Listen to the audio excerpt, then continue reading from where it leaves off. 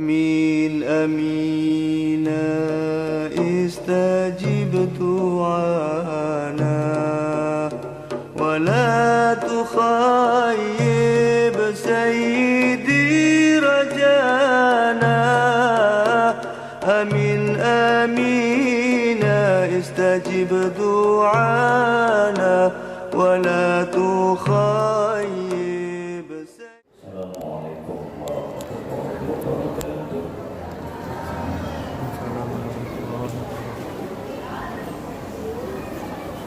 Bismillahirrahmanirrahim.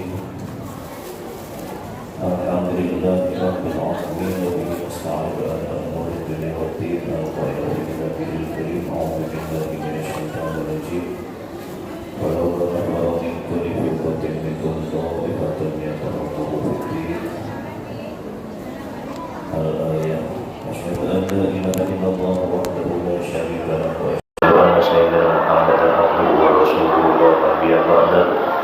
Allahumma shalli wa sallim wa barik ala sayyidil mursalin khatamin nabiyyin al-qa'il bima utiya min jawami'il karim may yuridillahu bihi khairan yufaqihuhu fid-din wa tawakkal alaih wa ala alihi wa ashabihi wa tabi'in wa tabi'i tabi'in wa man tabi'ahum bi ihsan ila yaumil wa ba'du bismillah sadri wa yassir li amri wa hlul 'uqdatam min lisani yafqahu qawli rabbi zidna ilman nafi'an wa rzuqna fahman thayyiban rabbi yassir lana umurana wa la tu'assir 'alaina rabbi tamim 'alaina bil khair Allahumma alhimna ilman nafqahu bihi awamiraka wa nawahiyaka wa akrimna minka bi nuril fahmi وأخرجنا من ظلمات الوهم وارزقنا فهم النبيين وحفظ المرسلين وإلهام الملائكة المقربين برحمتك يا أرحم الراحمين آمين يا رب العالمين.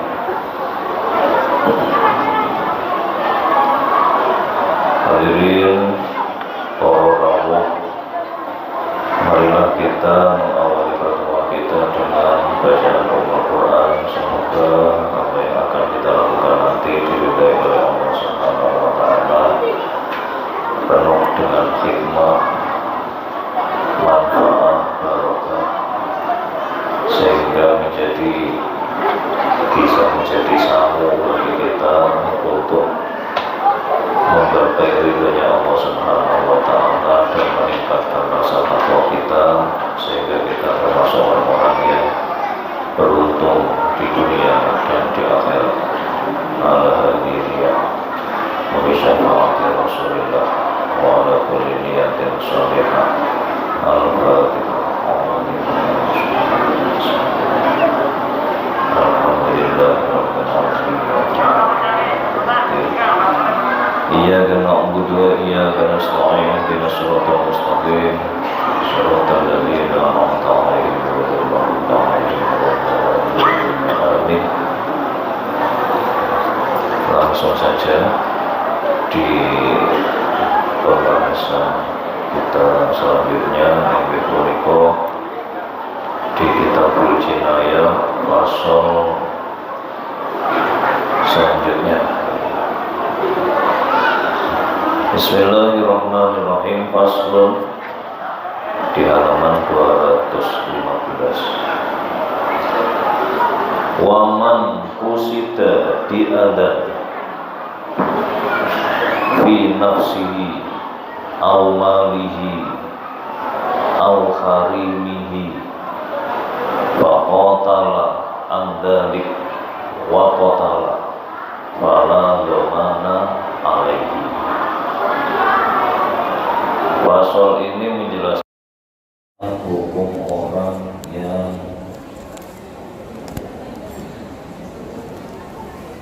mempertahankan dirinya, mempertahankan diri. Dalam hukum positif juga ada pasal-pasal tentang mempertahankan diri.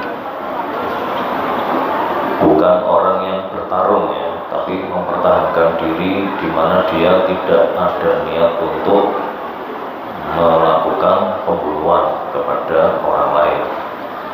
Beda dengan umpama ada orang yang memang umpama carok gitu ya, Al-Faraq itu kan memang kedua pihak sudah berniat untuk saling membunuh lawannya. Nah, ini tidak ada pihak yang dihukumi membela diri. Tapi kalau fasol ini beda, yakni apabila ada orang yang akan disakiti, diganggu, entah itu dirinya sendiri, hartanya, atau orang-orang yang ada di sekitarnya yang berada di bawah pemeliharaan dia, seperti anaknya, istrinya, atau mungkin ponakannya yang biasanya. Terus akhirnya fakotalaan dari dia melakukan perlawanan atas usaha orang tersebut yang akan menyakiti dirinya, dan ternyata wakotala sampai dia itu melakukan pembunuhan pada orang yang menyerang dia tadi. Wala dhamana alaihi, maka dia tidak harus nempuhi atau tidak dosa, ya tidak dihukum kisos, ya tidak mengganti barang yang rusak. Umpama saja yang mau melakukan pembunuhan ini menggunakan dia itu memakai pakaian, akhirnya pakaiannya robek. Nah, itu orang yang mempertahankan diri ini tidak mempunyai kewajiban untuk mengganti pakaian yang robek tadi. Jangankan pakaiannya yang robek, nyawa orang yang berniat jahat tadi sampai hilang pun dia tidak dikisos.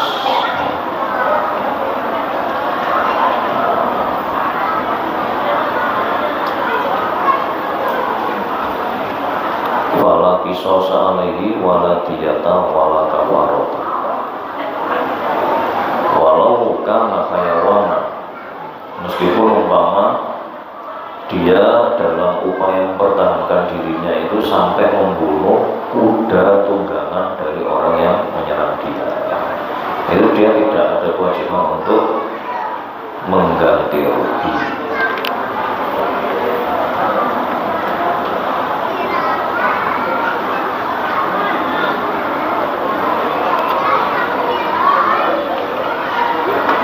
Wa'ala raqibid dabah loma atlafathu dabatuhu.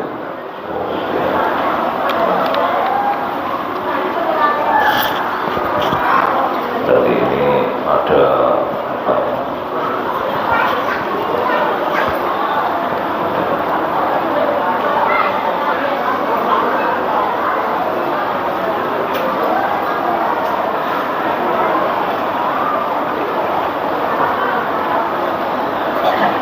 kalau orang yang melakukan penyerangan tadi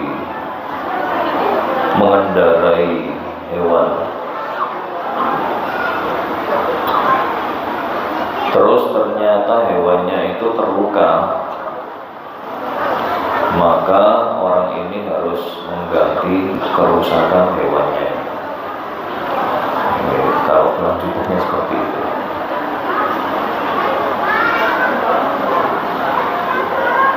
Dan apabila ternyata dia itu terburuk, bagaimana?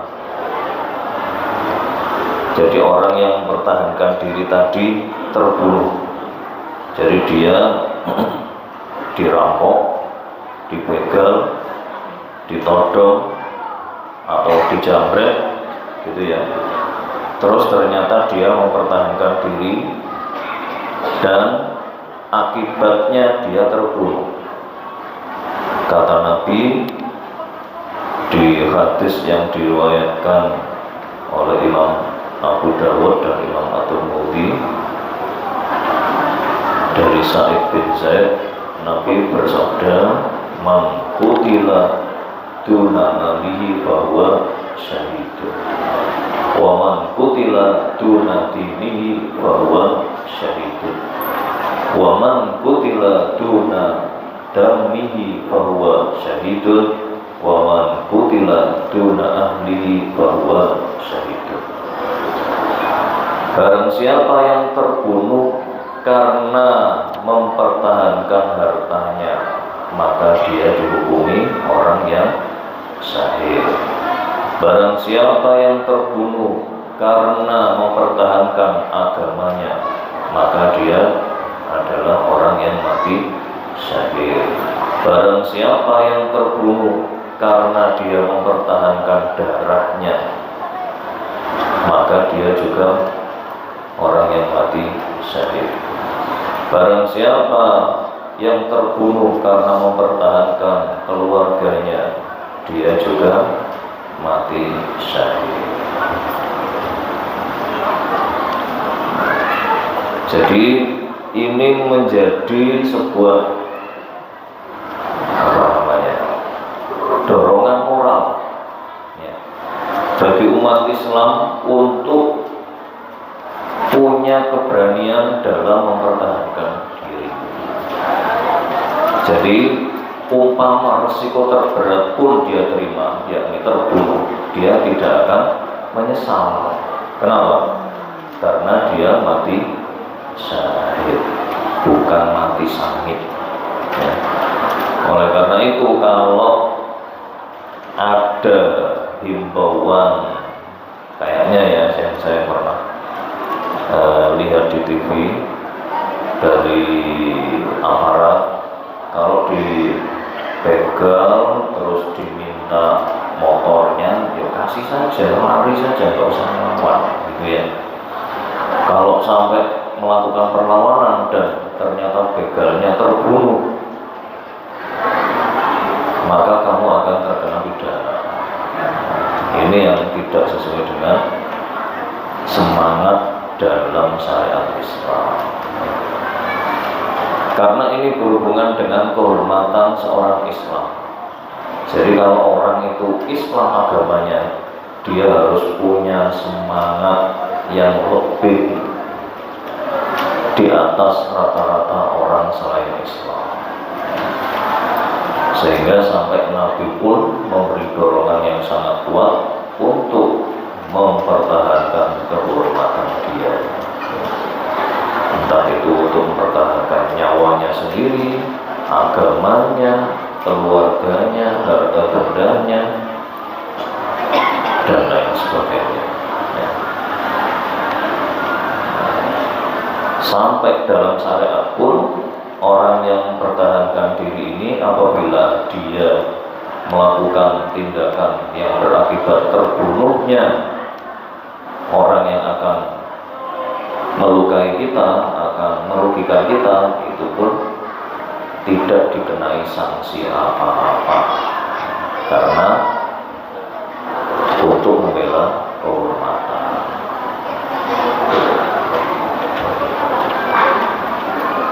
Ini menjadi tantangan juga bagi kita umat Islam di Indonesia, karena semangatnya berbeda dengan hukum positif negara. Sehingga bagaimana kita bersikap, kita sudah diberi wawasan oleh Nabi tentang orang yang mempertahankan kehormatannya itu dengan mati syahid. Hanya saja hukum positif negara kita itu berbeda dalam mensikapi atau membuat aturan dalam hal ini. Terus bagaimana kita bersikap? Kita dahulukan ketakwaan kita kepada Allah Subhanahu wa Ta'ala. Apa itu? Lakukan perintah agama sebisa kita, sebisa mungkin ya. Jadi umpama kita dirampas, lawan, lakukan perlawanan, dan ini demi melaksanakan perintahnya Allah. Kalaupun kita terbunuh, kita tidak akan menyesal ya. Kalaupun kita terbunuh, kita tidak akan menyesal. Kalau umpama sekiranya kita dengan mudah membunuh orang yang akan merampas harta kita karena mungkin masih anak kecil, ya, atau ternyata orangnya lemah karena kelaparan, ya sebisa mungkin kalau memang kita bisa melemahkan orang tersebut tanpa melakukan pembunuhan, menghilangkan nyawa, ya lakukan itu. Atau mungkin kita punya niat baik seperti halnya yang dilakukan oleh para ulama terdahulu, kalau menghadapi penjahat-penjahat yang seperti itu, ya. Terus disampaikanlah dakwah dengan kata-kata yang lembut, ya. Dengan kata-kata yang lembut, punya keyakinan untuk bisa menyampaikan dakwah itu, ya dilakukan dakwah itu. Jadi tidak harus serta-merta harus kita bunuh orang tersebut, tidak. Dan itu pun kalau kita menemukan kasus di hadapan kita,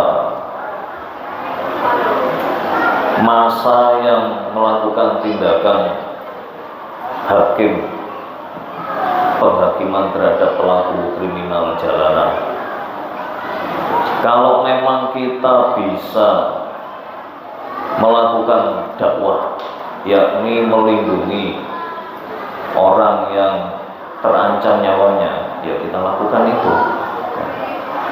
Umpama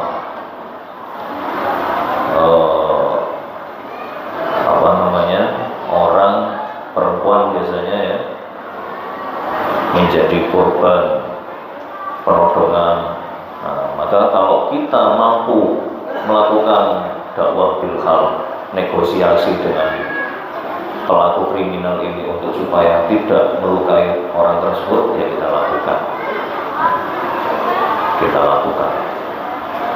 Atau umpama pelaku kriminal ini ternyata dilumpuhkan oleh massa, ternyata di situ ada gelagat massa melakukan tindakan penghakiman secara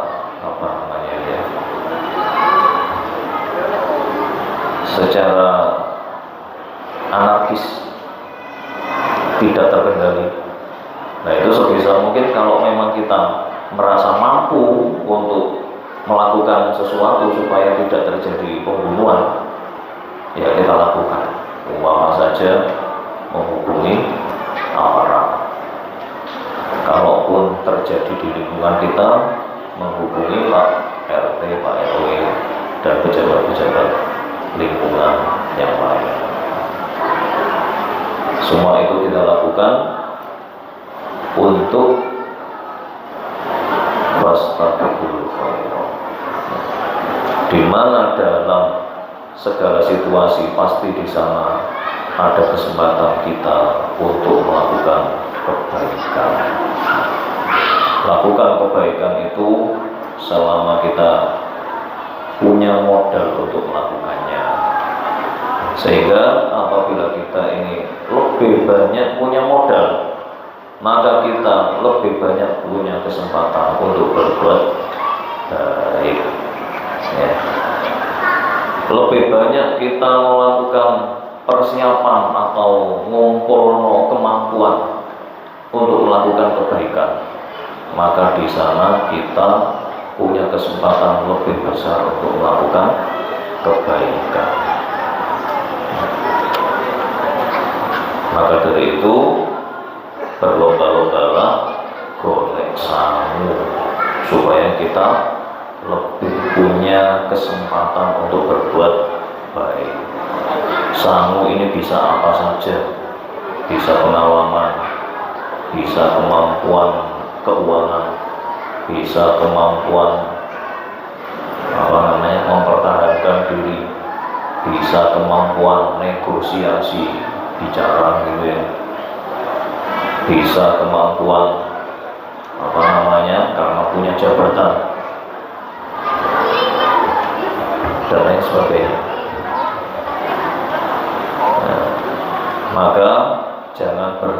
untuk mencari menambah sangu untuk supaya kita bisa lebih berbuat baik, karena hidup itu adalah perlombaan. Hidup ini perlombaan untuk berbuat baik, dan itu yang diperintahkan oleh Allah Subhanahu wa Ta'ala. Selanjutnya faslun wa yuqatalu ahlul baghi.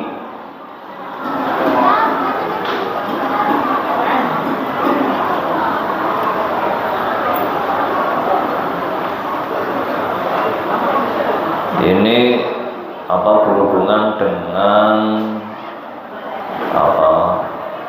perilaku kelompok masyarakat yang berontak kepada waliul amri, gitu ya. Waliul amri, orang yang memegang urusan. Waliul amri ini ya kadang kita membahasakannya dengan penguasa, sebenarnya ya penguasa juga. Waliul amri itu artinya penguasa urusan, gitu ya. Terus bisa diartikan pemerintahan, bisa juga diartikan abdi negara. Kalau masyarakat tersebut hidup dalam organisasi yang bernama negara. Dan ketika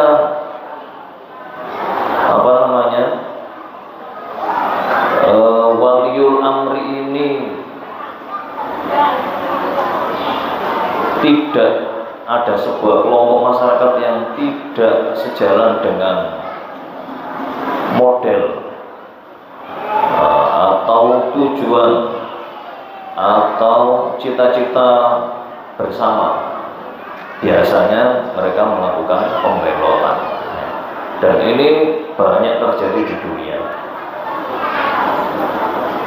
Di Indonesia pun masih ada,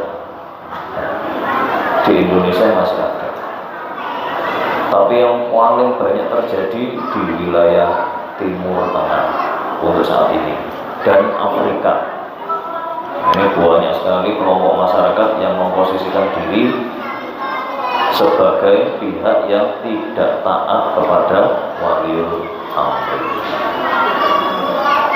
Bahkan di sebagian negara itu ada yang pemberontak ini lebih berkuasa daripada pemerintahnya, kayak di Sudan, di Yaman, di mana lagi itu,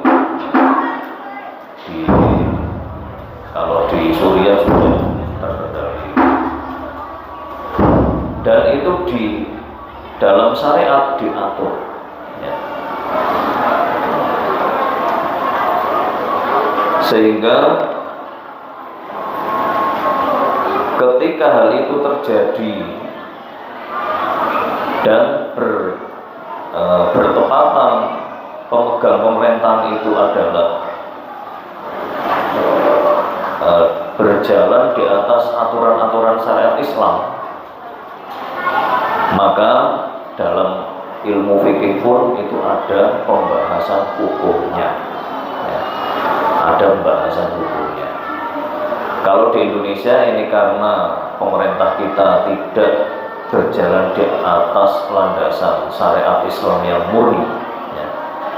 Memang banyak ada sebagian syariat Islam yang dilakukan melalui Kementerian Agama, ya, Kementerian Agama, tapi itu bersifat ubudiyah, bukan bersifat jinayah atau yang lainnya. Pokoknya bukan jinayah lah, ya. Yang lain hampir semuanya, mulai dari muakabah, ubudiyah, apa saja itu sampai waris, itu diatur oleh Kementerian Agama melalui cabang-cabangnya sampai di tingkat kecamatan, ya, KUA, wakaf itu diurusi. Hanya saja kalau masalah jinayah ini negara kita tidak masuk ke situ, karena memang kesepakatan dalam mendirikan negara ini bukan di atas syariat Islam, tapi berdasarkan kesepakatan bersama untuk hidup berdampingan. Nah, karena waktunya sudah habis, mudah-mudahan bisa kita lanjut di pertemuan selanjutnya. Wallahu a'lam bishawab.